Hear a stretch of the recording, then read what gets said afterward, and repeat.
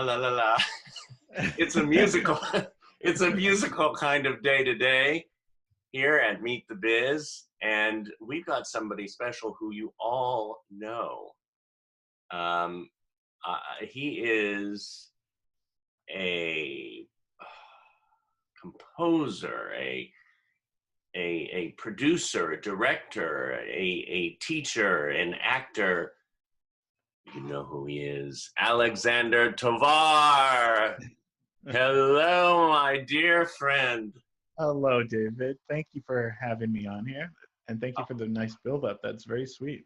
Well, I mean, my God, this work that you do, I mean, first of all, I am so blessed to be working for Performing Arts Studio West and to have you to work with. I mean, it's, you know. Well, it's both ways. I'm blessed to work with you and everybody at the studio, and no, it's a blessing for me as well. So, but thank you for saying that. Yeah, no, I've been having a wonderful time, going on almost 2 years there with you guys.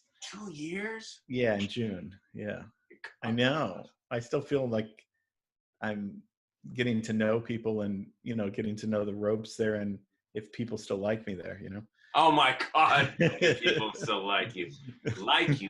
They love you. Oh, well, that's sweet, but they do. Oh my God. And, okay, the official announcement today, you've been hearing it over the past couple of weeks, but our wonderful Meet the Biz theme song has been composed by you. Yes. Thank you for asking me. Oh, well, it was fun. Thank you for asking me to do that. I thought for a while, you know, just you need a theme for this thing, and not in the way of like, you know, okay, ask me. I just thought like, you know, there should be a theme, just like John and I were talking, the Performing Arts Studio West should have a theme too. So that's something in the future. But yeah, it's such a great, thank you for asking me to do it. It was very fun. It was. Oh my God. And it's so, what's so brilliant about what you do and what makes a good composer is to have those levels to it. And even with this short, amazing, wonderful, fun theme, it has the levels of fun in it, yet it also has the depth that is needed that goes with Meet the Biz. Well, yeah, that's what I was trying. So yeah, I was hoping that you would be happy with it. That's when I write music for other people, is if they're happy, then I'm happy, you know. Right. When it's for myself, I'm harder on myself, you know. It's hard to know what's happy, what makes us happy, and you know, we're oftentimes our hardest critic. And definitely all of us. Yeah, I mean, I spend most of the day kicking my ass. I don't know why. I'm trying to mostly kick my ass. Really, I mean, emotionally and psychologically, yeah. But we don't have to go into my therapy. Whatever. That's okay. I go into my therapy every time I come on to Meet the Biz. Wow, that's good.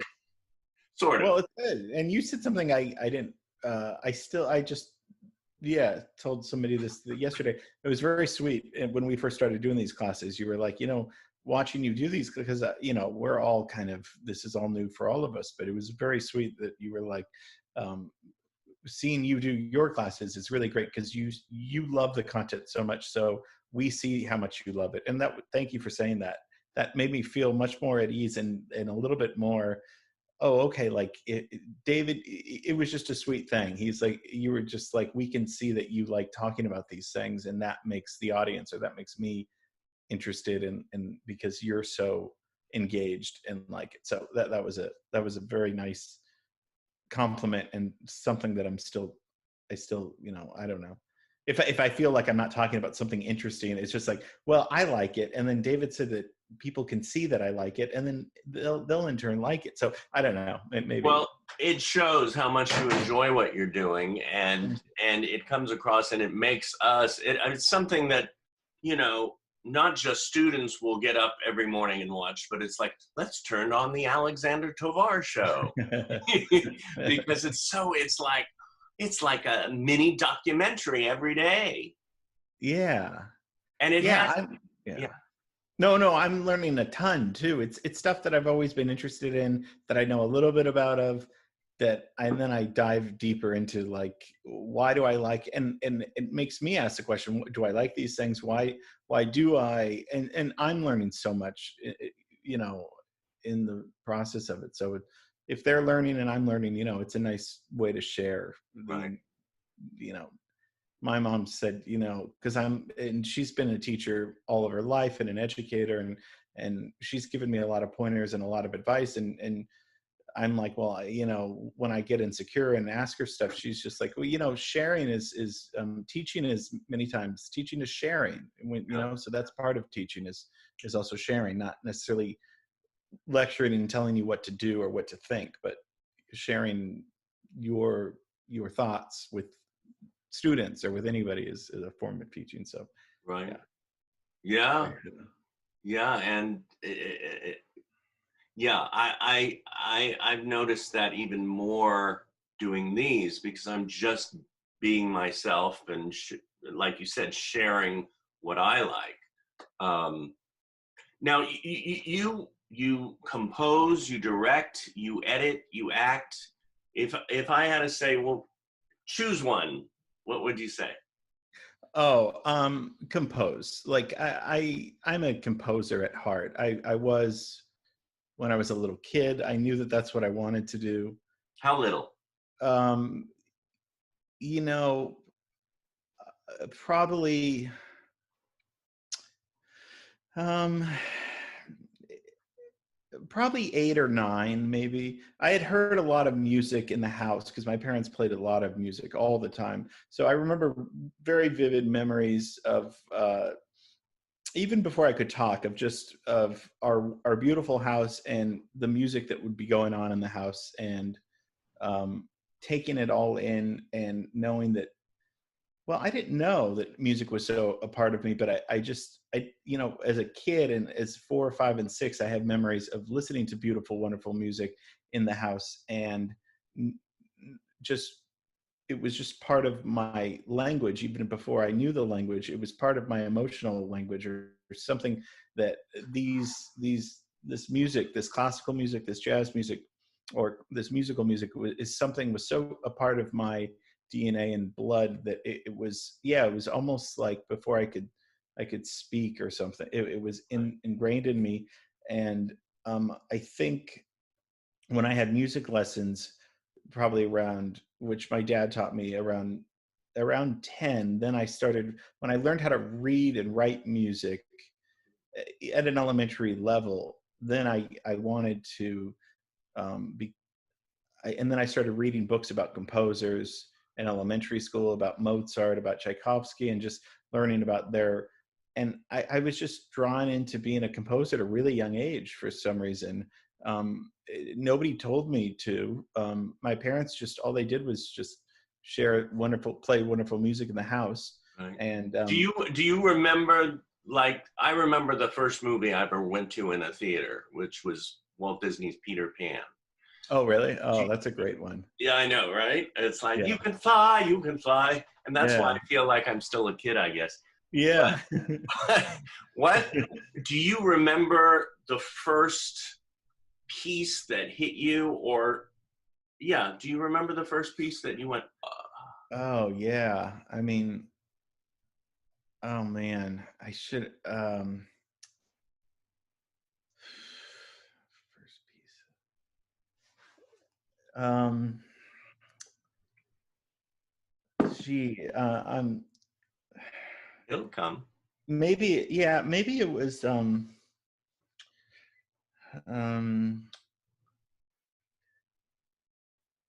well, probably the first piece was, my dad would play a lot of his music, his original music in the house Oh, when, on the piano. So I do remember probably hearing a lot of his music on the piano and really loving it. And I knew that it was Daddy's music, and so it would resonate throughout our house. His songs, which were these wonderful, beautiful kind of um, like not show tunes and not Burt Bacharach, but melodic songs that were jazz, classical. Like that was probably my earliest memory of hearing music that I loved, and I didn't really know why. There are a few songs that he wrote that really stayed with me my whole life. And that was kind of the first time that music affected me so much, because I do remember being in the other room with him playing, and maybe I was playing with my toys, and I do kind of remember putting the toys down and thinking, I love this song. I love this song that Daddy's playing right now. It's beautiful. And he plays this all the time, and then I would go back to kind of playing my toys. So every now and then I would kind of look up and just hear the piano playing in the next room, and being really, really happy and full of joy. So perhaps the earliest was my dad's original music. I never really thought about that. Wow. And then from there, it would probably be my mom would play the piano, and she would play pieces like Tchaikovsky pieces, Scott Joplin or Chopin, or she would play the piano. So really hearing the music around the house from my parents playing was probably my earliest like musical impressions. And then of course the radio and CD players, but I don't know, I would think that the first piece was one or two pieces in my mind I can think of right now that my dad wrote. Probably those were the first pieces. That makes it, I mean, to hear that, I mean, makes me well up, because it's our dads and moms are so important in many different ways, and to have your first piece of music come from your father is like an original piece, something that he had written, like his own composition was just, I didn't realize till later how important that was, because I knew he wrote it, but you just, when you're small, you just think, well, it must be easy to write a song or whatever. And Are his can you hear his pieces online? Oh yeah. We should include his website below after this, or I will. Yes. He wrote an amazing musical / opera that is kind of his life's work. That it's called Much Ado About Rosie, and it's kind of about Much Ado About Nothing, but it's Shakespeare, but it's kind of set in urban kind of it's kind of mariachi, it's musical theater, it's got all these blends of music. So we worked on that about 10 years ago, and yes, he'll be very very surprised and shy that we're talking about this. I love it. Yes, he's a very introverted person. I mean, he's full of charisma and personality, but that's all kind of a facade. You know what? I just have this idea that when we get out of quarantine, maybe he could come in and I've been talking to him about that. You and him John, on the stage. Yeah, that would be fun. I've told John about that too, and I've told my dad about it, and I think he's flattered, but I think he's a little shy about these things. But come on, I know. We can get him out of the shell. Don't worry. There we go. I know he loves it. I think he's just he doesn't like things being about him, and I get that too. Yeah. But there's sometimes you have to put yourself out there to. Yeah, but he's just a little shy. But yeah, his influence was tremendous. Both of my parents. But yeah, it was funny because he taught me trumpet, he taught me piano right around age 9 or 10.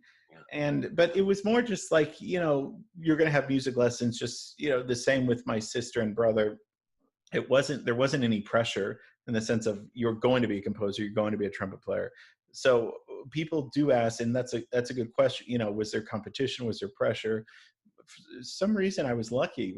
My dad didn't put any, or my mom, they never put any pressure to say, this is what you're going to do. This is just part of your education. You're going to learn how to read and write, and then you're going to learn how to read music. And for some reason, it stuck with me, where I was like, okay, I want to be. And I remember at 10 or 11 thinking, okay, I want to be a musical genius. I want to be a prodigy. I want to be, and that's when I saw the movie Amadeus, and I was like, I want to be like him. I want to be brilliant in life. I want to be, I want to be a little genius. I don't know where that idea came from. It's very annoying, but that's No, it's not. It's like you have this mix of qualities about you. You're so loving and sincere, yet you have this amazing drive and focus. Thank you. Yeah, I do. I have been.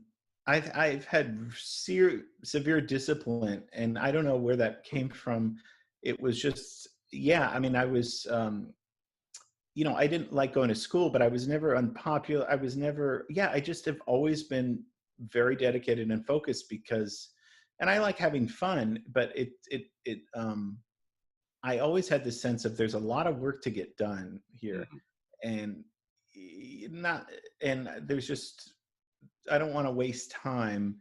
And again, that wasn't my parents telling me, being strict upon me. They were, they let me do whatever I want for the most part. Like, so it was self-discipline. I don't know where I got that from. I think it was probably seeing composers, seeing the movie Amadeus, seeing a few other things, and saying, oh, that's how you succeed. You work hard. You have to be, in order to be serious, to be taken seriously, you have to work hard. And so I think I must have told myself that at an early age. And I think I felt very lonely as a kid, just because I had severe anxiety and depression, and I didn't know that, and my parents didn't know that. So we just didn't. So I think because of that, I did use music as a way to escape and to self-medicate, because I did feel extremely lonely. And it's not anybody's fault, but I would withdraw, and I felt on the outside, I felt a feeling of,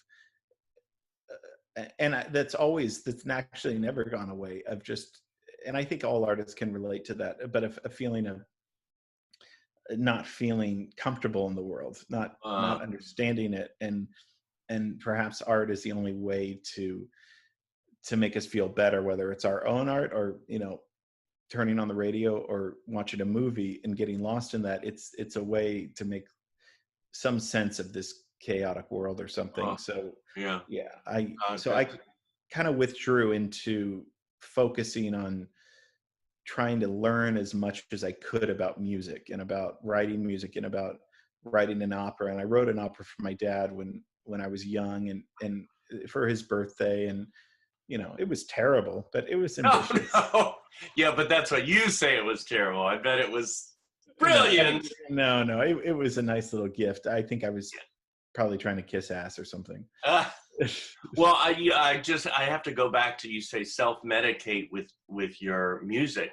And we all have, some people have to take medication, some people Yeah. this, that, or the other. But it's so amazing when you can find that the medication to help you heal or help you see the joy in life is through art. Yes. Yeah. Yeah. I mean, don't you feel that way too? Oh, yeah. Yeah. I mean, and I've mentioned this before. I mean, I'm a people person and love to connect. And maybe that's why I love to act, because I can Mm-hmm. have that connection. I mean, I remember sophomore year in high school, I did Bells Are Ringing, and I Mm-hmm. played Dr. Kitchell, the dentist. Mm. And there's only 2 scenes, but in the play, and I sang one song, I love your sunny teeth. Anyway, I'm gonna have to find that tape because I still have the cassette tape. I would love that. But I remember the first time we did it, and I was the nerdy little guy in high school, didn't feel like I had many friends. I went home during lunch and had lunch there because I was so close, and watched The Edge of Night, and then I would go back to school. But I was on that stage the first time, and I got applause and standing ovation, and I was like smitten, I'm in love with acting. Oh, that's great. So it was something like that. And then I realized too, as years went on, about what is it about the applause? Is it the applause I love? Is it the, and I'm still, as you grow and learn and live and love, you still find you still find your journey. You still go on your journey, and things Yeah. change, but some things still remain the same. But you used, and no buts, and you used your music in several of your films. I mean, you directed and produced and composed these films? Yeah, I mean, And wrote them. and wrote them. Yeah, I know. Yeah, and I did that for a vehicle for my music. I really, I was submitting my music everywhere, and after college, I got some gigs here and there, but nothing. And I always was a huge fan of movies. I love, I fell in love with movies really at a young age, and I think and so in my mid-20s or so, I thought it would be fun to make a movie and use my music and all over the movie and use it as part of a character, part of the script or something. Um, and I was around a lot of people that wanted to do movies because I worked in restaurants and everyone was an actor and everybody.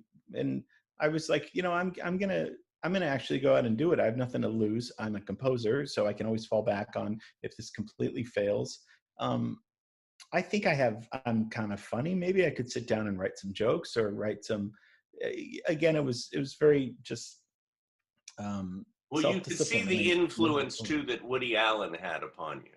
Oh yeah, I mean he's my favorite. He's one of the greatest things I've ever seen in my life. I mean he's really what one of the yeah, I mean I could go into that, and he was such an influence when I was 12, 13 of on me, and I loved his movies, and so I did use his movie Manhattan from 1979. I did use that as a template for the first script that I wrote. I wanted to flip the storyline, and so I wanted to make the movie about a young artist in love with an older woman instead of he's in love with a younger woman. So I used that's kind of how I learned how to write a script. I used kind of page by page what he'd done, and then I flipped and reversed it, and then I added my own jokes to it, and that's kind of how I taught myself the structure of a screenplay by kind of not copying, but a little bit, and then twisting it, flipping it, making it my own, putting in new jokes, and really just as a way to feature my music. Though I really and both movies are drenched with all my music, and so that's why I kind of say I'm a composer first, because I feel like that's what I'm best at, and yeah. Well, it shows in your films, nothing in Los Angeles. Yeah, and show business. Yeah. Uh-huh. And it shows when I watch these movies, you start watching it, it's like it's not one of those movies that you pause and say, I'm going to get a drink or this or that. You just sit and enjoy it. Oh, thank you. And they're both on Amazon right now, right? Yes. Amazon Prime, so you can watch them on for free. Prime. And so what is so good about your work too, it shows that you're composing that your script structure or it just flows. The script, the story flows, the writing flows, the acting, it just all goes together. Oh, thank you for saying that. It seems that it stems from your music because it has a sort of a musical flair to it. Yeah, and I think a comedy, there's so much rhythm in comedy, and so being a kind of comedic writer and being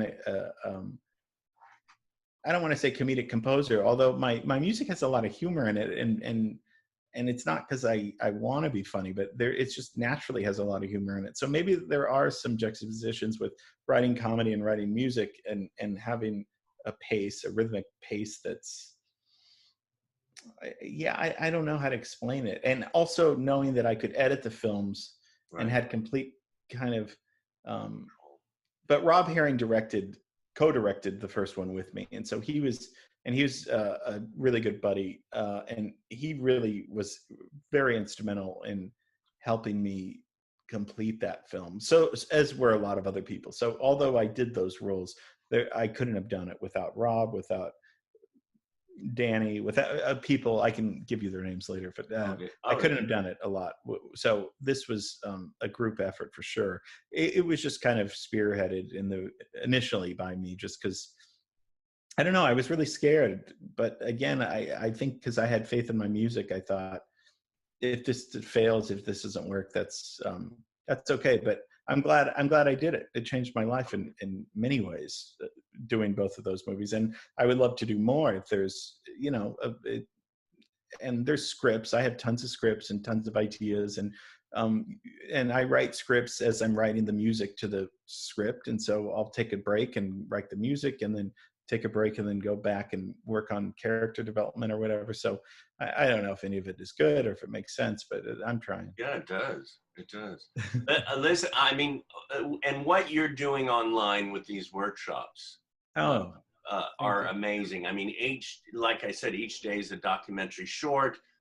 I mean, West Side Story. I love that. Oh my God, one of the best musicals ever. Oh, my favorite. Yeah. Stravinsky, the Woody Allen films, and of course, Miles Davis. Yeah. Which I thought was so interesting that came out right after I interviewed. Mine wasn't out yet, the interview with Donnie Demers, and he mentions that. Right away, I thought of you. It was like, that's so, I know, it was within a day or something where they both came out together or something. Yeah. It's interesting how the universe is connected, kind of thing, you know? Absolutely. Yeah. I know. I loved that. Did I ever tell you I used to collect soundtracks? No. I used to collect. I just brought 4 here that I had to show you. Mm-hmm. Because I thought I could, it's like the sharing game. Mm-hmm. And it's interesting, out of all the soundtracks I had, I think I have over 500 soundtrack albums. Wow. And albums. Yeah. And I framed 6 of them, and I've got 4 of them here, and I just realized that 3 of them are the same composer. So it's quite interesting. This is my favorite soundtrack of all time. Body Heat? Body Heat. Yeah, you told me Body Heat. I need to watch it and I need to hear it. I've never seen it and I've never heard it, but I love John Barry. Talk about levels.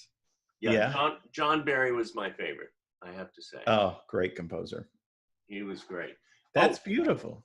Isn't it great? And this was hard to get, and there it is. Oh, wow. That's so cool. Do you have a record player? I do. It's not hooked up, though. Oh, okay. I just got it out of my 60 boxes. I wanted to go back. I remembered you were talking about the levels, the different, the comedy in your music. But I remember also before you were saying when you were younger, you went through a little depression, more than a little. So what I think your work comes in, sometimes we think certain things are a bad thing, like depression or that, but you can use all of you, the comedy, the depression, the joy, and that's what you do in your music. That's what makes the levels. Oh, probably. Yeah. I think you're right. I haven't analyzed, well, maybe I have, but I mean, when I write music, I really kind of just sit down and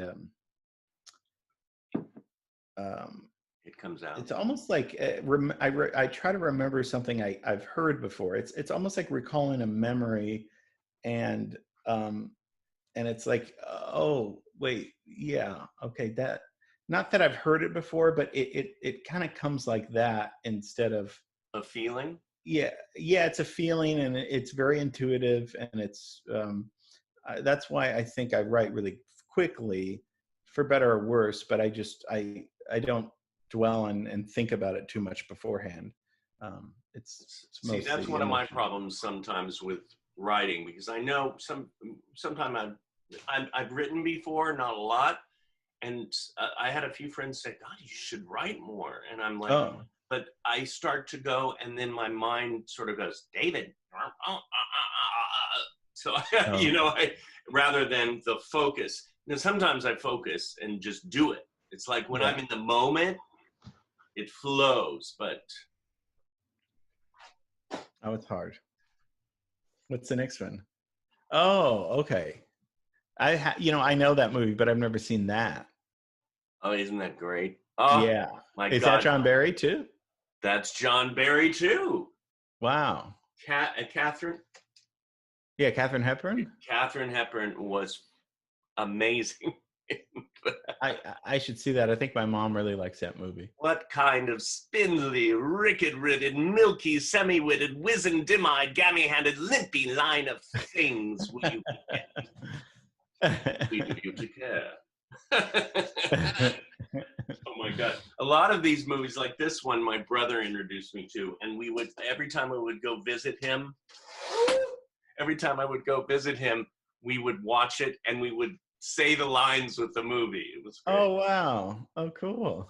I have to see it. Oh my God, so good. And so many good actors in it. Yeah, another one that I've never seen, but I know that very well. That cover and Christopher Reeves, right? Yeah. Somewhere in Time. It's good. Oh my God. Oh my God. I got a Oh lot of my work God. to do. I got to watch these things. Okay. I will. Everybody at home, get your rentals out. I know. And then the other one that I was just so like the gold of collecting back in the day when I was growing up. It's not the John Barry. Those three were John Barry, but this one, this was like I had to get, and it was so expensive back then and hard to get. And I know you're gonna love it too because it has one of your favorite people in it. Oh yeah, Casino Royale. Yeah, Burbeck. Oh, what a great album. Oh my God. And great cover. One of my favorite actors was in it, Peter Sellers. Yeah, brilliant. Then, of course, Woody Allen. Yeah, that's true. Such a fun movie. Peter Sellers was brilliant. Isn't that great? Cool. Anyway, I had to share that because you are such an incredible composer, and thank you. And I love watching your show, the Alexander Tovar Show. Maybe. And thank you for coming on Meet the Biz. Oh, it's my pleasure. I'm so honored that you asked. I didn't want you to think you had to feel obligated to.